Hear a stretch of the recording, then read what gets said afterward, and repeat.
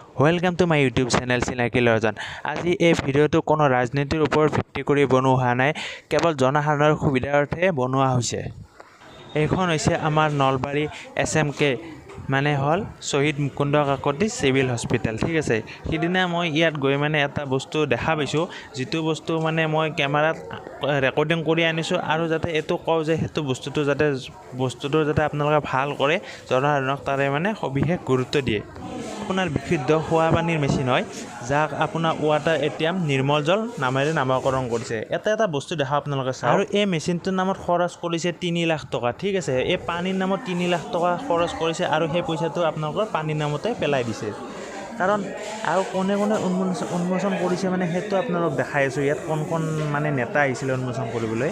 জয়ন্ত মল্ল বৰুৱাদেৱ, গীতিমণি ফুকন আৰু চয়নিকা ঠাকুৰীয়া, তেওঁলোকে উন্মোচন কৰিছে। ঠিকে উন্মোচন কৰিছে ঠিকে। আৰু ইয়াত আপোনাৰ গ্লাছটো ভিতৰত পাতিলে পানী ওলাই আহে, কিন্তু ইয়াৰ ভিতৰত আছে আপোনাৰ মকৰা জাল।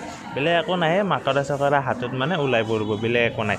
আৰু এৰানটো দেখাই আছোঁ মই আপোনালোক, যদি এইটো মেচিনটো চলি থাকিলে ইয়াত এৰানটো দেখিছে ছাইডত, এফালে ছাইডত এৰানটো, পানীটো নাই, ছুইচ অফ।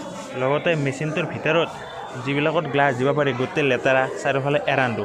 3 লাখ টকা খৰচ কৰি আপোনালোকে কিয় পেলাই দিছে? আৰু এইফালে পানী টেপত পানী চাওক আপোনালোকে, একটুপ সাধাৰণ পানী ওলাই আছে।